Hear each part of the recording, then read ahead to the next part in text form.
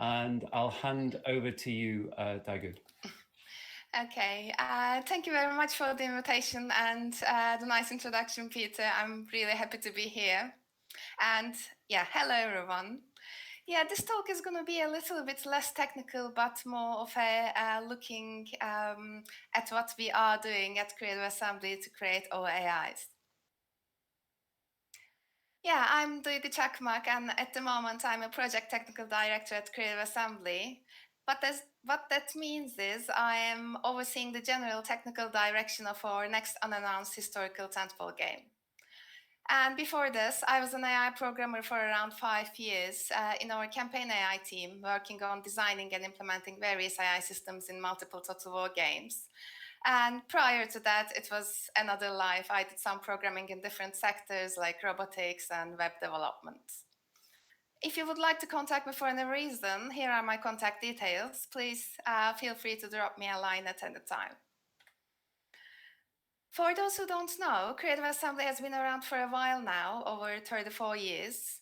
We are now more than 800 people, I guess, across 2 studios. We've shipped several different games over the course of these years. Maybe you're familiar with some of them, like Alien Isolation or Hello Wars 2. And we also make the Total War series.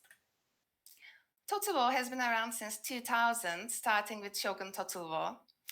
And we've been releasing various different titles since then.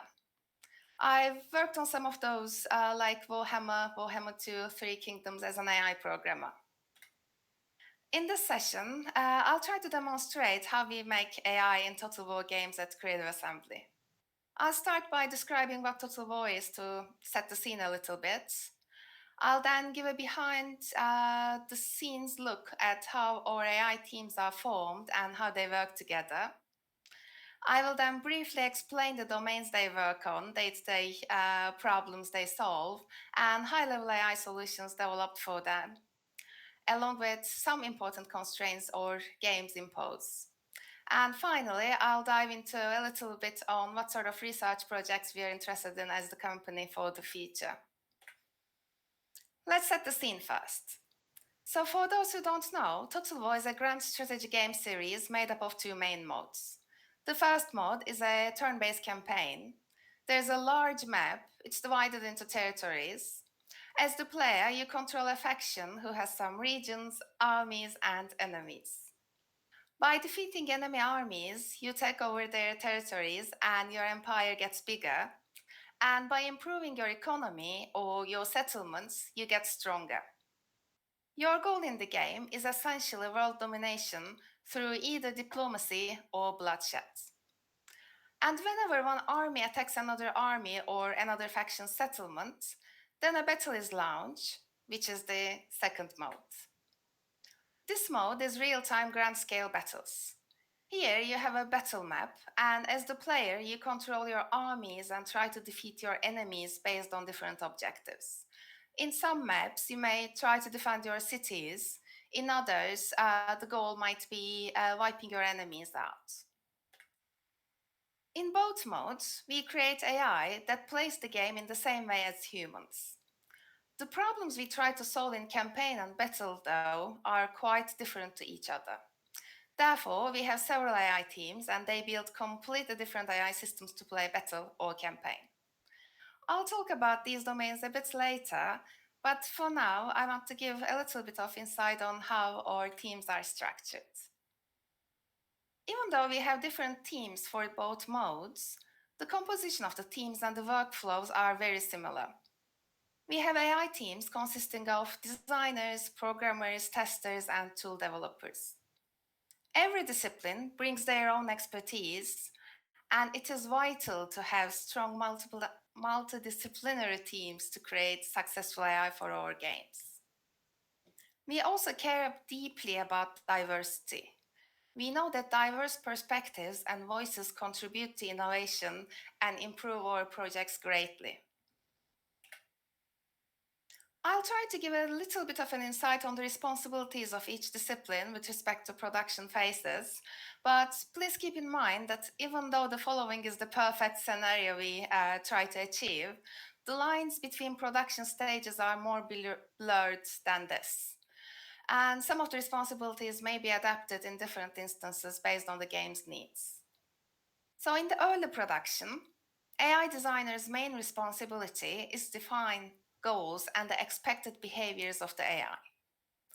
Programmers at this stage analyze the output produced by the designers and come up with robust and extensible systems for them.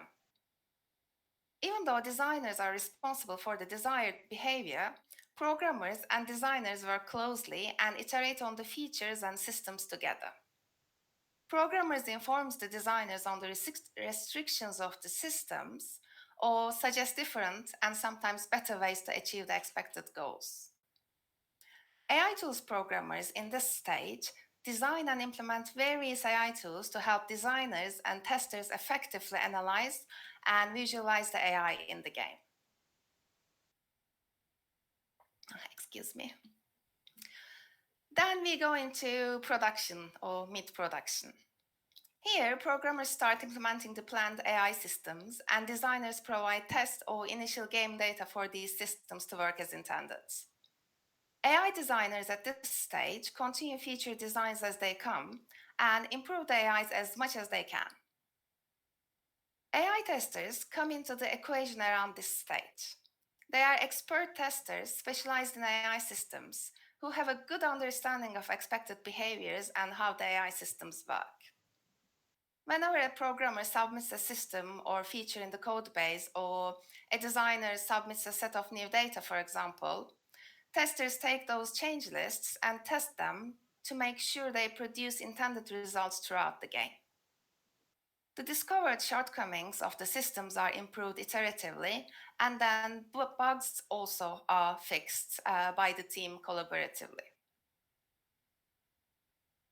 In the late production, programmers mostly focus on fixing the remaining bugs, and designers are now focusing on balancing and polishing the game.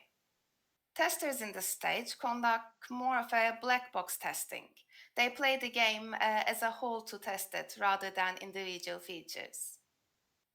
The endeavors of tools programmers are the most crucial in this stage. The auto-test analysis tools and log viewing tools, for example, are being used daily by the designers and testers to analyze the game effectively and quickly, which allows them to understand what part of the game AI needs more attention. And at the end of this stage, we finish the game and release it and go to the pub all together to celebrate. Unfortunately, I'm not going to tell the stories of this stage to you today. Okay, now we know a bit about the team. Let's have a look at what sort of domains that they deal with, both in Campaign AI and Battle AI side. Let's start with the things that are common to both of the domains. In both, our goal is to develop AI that plays the game with human-like behavior. One of the biggest challenges towards that is, of course, humans are amazing at predicting the future compared to the machines. Well, maybe not the weathercast reports in the UK, but yeah. While developing our AI systems, we aspire to develop systems to predict or play like humans. The second commonality we have, unlike research, our focus in both domains is not to win the game, but rather to create a fun experience for the player. We would like to create an entertaining immersion for them. Developing AI with this goal in mind is actually very daunting, as it is very hard to define fun. I remember an anecdote in one of the games, actually. I think it was Warhammer or Warhammer 2. We were sitting in our team area, coding away as we do. And our beloved game director, Ian, came around. He was telling us how he cannot reach the AI armies in campaign in some situations where he thinks they should be reachable. We started investigating the problem, and it turns out that the AI was calculating the distance so perfectly. It was aware of the threats so good that it was staying one hex out of reach from the human player. We were actually very proud of our child, but in return, it was making our players frustrated. So we had to add a random small error to the calculations so that it was not as accurate and allowed the player to reach the armies at times to avoid frustration. Whilst we have these two common goals when developing AI, Campaign AI and Battle AI also have completely different games to play, which results in different reasoning for similar requirements.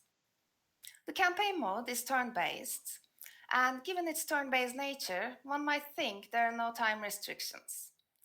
However, we don't want the human players to wait for their turn for a long time, mainly because this long wait may break them out of their immersion and would cause a negative experience. So time is indeed a restriction here. In campaign, we have a lot of different interconnected systems. We also have dozens of AI factions and a large map with a lot of space to move within. Thinking about the combination of possible moves and actions, the search space is very large and the branching factor is very high. When we look at the battle, on the other hand, a battle takes anything from 10 minutes to an hour and it is played in real time. Therefore, Battle AI needs to understand the state of the world and make their decisions in real time. So the time is also a serious restriction for Battle AI. Another point worth mentioning for Battle AI is that the state of the world is highly dynamic and changing constantly, so it needs good spatial, strategic, and tactical awareness in order to make good moves. Well, even though there are several other considerations or characteristics of these domains, I wanted to summarize only the most important ones, mainly to give motivation for the high-level approaches we have taken, which I will explain in the next slide. In Campaign AI, as there are different gameplay systems which target different domains, the problems to solve for the AI are different in each of them. So instead of creating one giant system to solve each of these different problems altogether, we developed a number of sub-AI systems for each problem and created a coordination layer on top in terms of contextual awareness and budgeting. We have also introduced a strong ordering between these sub-AI systems so that each AI system can make decisions without considering all the different orders of choices. This results in a significant reduction of complexity. Each of these subsystems then have their own approach to their problems. For example, in diplomacy, we use a utility AI system to evaluate and choose the best deals to offer to other factions. And in army movement, we use MCTS to decide for the army movement and their coordination. Let's move to Battle AI. The Battle AI, as I mentioned, needs to be able to make strategic and tactical decisions effectively in real time. For that, the decision-making system has two main systems. Let's start with the left-hand side. That side oversees decision-making on a high level. It determines whether to attack or defend, and it is also in charge of the strategic position of the armies. It generates objectives based on the clustering of enemy units and the overall strategic goal. Detachments are then formed from the AI's own units, and each detachment may have multiple tactics. There's a complex resource allocation and scoring mechanism to assign units to detachments, but I'm not going to get into that today. Tactics here are basically state machines which issues orders to the units in each tactic. We then have another system that runs in parallel, as you see on the right-hand side. This system is in charge of the local tactics. Attack Manager takes priority over the strategic layer when units are near some objective and commands them what to do in more detail whilst in contact with the enemy. The dynamic nature and constant change here also make things like, for example, caching information trickier, as the availability of any decision, path, and so on is constantly subject to change. So most of these needs to be evaluated and run in real time. Yeah, so while our teams are designing and implementing AI systems in these domains for Total War, in addition to the game-related goals, there are also important game-agnostic design constraints we need to be mindful of.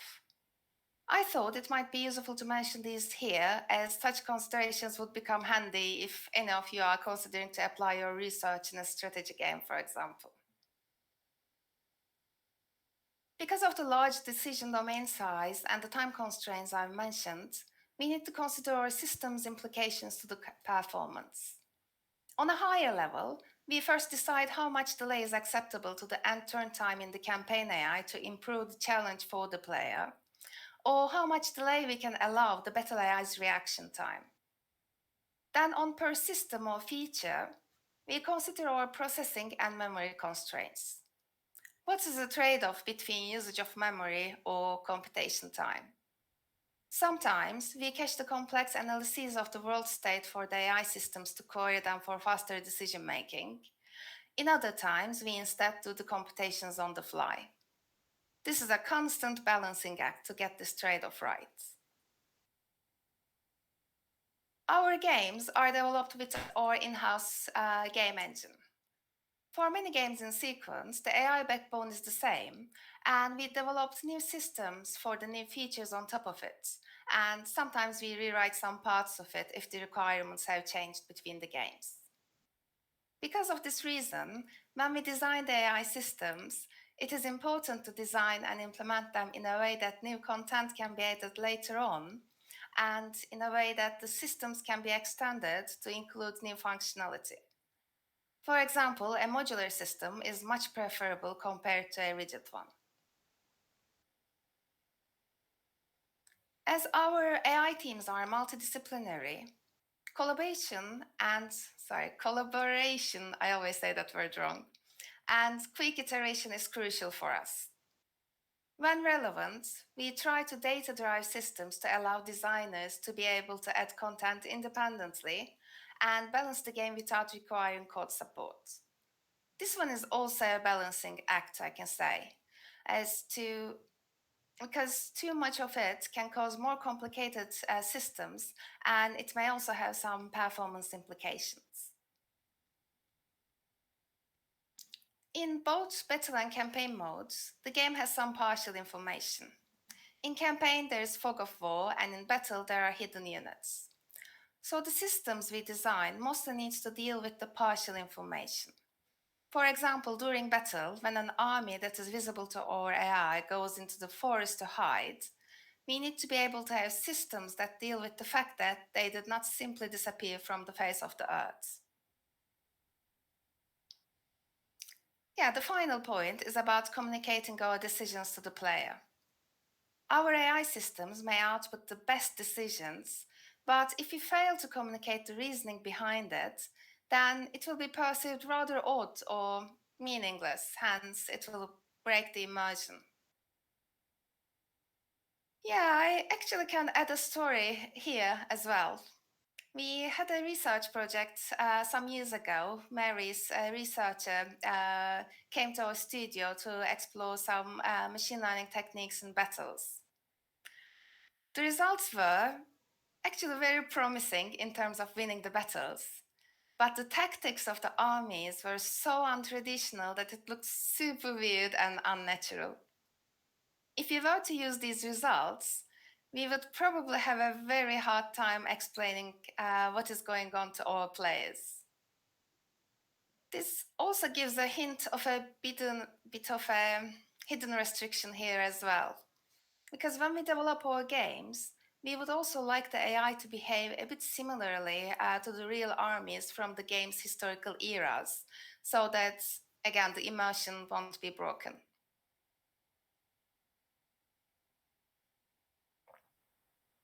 Excuse me. Right. So far in the session, I tried to give a little bit of insight about what we do today. The problem space, we talked about the team, high-level approaches to our problems, and the challenges we need to deal with. We haven't talked too much about the technical solutions, but I can say so far, our approaches to game AI lie on the more traditional, well-explored areas like utility-based AI, expert systems, or MCTS. The question now for us is, what is next? What are the areas of game development we can improve using AI, especially using the new advancements in the field? At Creative Assembly, we are exploring a wide range of solutions that would help us improve decision making in game AI, as well as some other areas. Let's have a brief look at the areas we are mostly interested in. As our AI teams are specialized in decision making and behavioral AI, of course, the first thing we are closely looking at improving is the AI playing the game. One thing to consider, especially with the advancement in learning in the last decades, is to use different machine learning techniques as a tool to enhance decision making. Looking at this closely, there are still a lot of questions we do not know the answers for, especially from a production and game constraints perspective. First of all, game development is a big team effort with tens or hundreds of people that goes on for several years. As an example, we've developed Total War 3 Kingdoms, with a development team of around 70 people. Adding up the support teams, like QA or marketing, it went up to 200 people at one point, and it took multiple years of development. For the majority of this time, everything is very changeable. New features and functionalities are added or iterated on very often. By the time the game is stable and close to the completion and you can actually play the whole game, it is usually towards the end of production. So there's usually an alpha or a feature lock in place, which makes it very risky for us to add new features or for us to make any big changes. So where does the training or learning fit into this picture? When do we start doing these things? How do we iterate on it? And how do we test it? The second one is about data. A Total War campaign is a long endeavor and can take up to 100 hours to complete. It has a lot of different features and aspects of gameplay. So there's a lot of data to collect, store, and process. So how do we deal with this amount of data and its processing effectively? How do we streamline it and put workflows in place for it? With all this in mind, when it comes to behavioral AI and decision making, it is possibly not realistic to try to learn how to play Total War as one black box. We should probably think about smaller, more concrete problems to solve, such as thinking about smaller systems. Diplomacy would be an example, or solving the task management problem would be an example as well. Again, the mentioned problems would still be problems here, but at least on a smaller scale.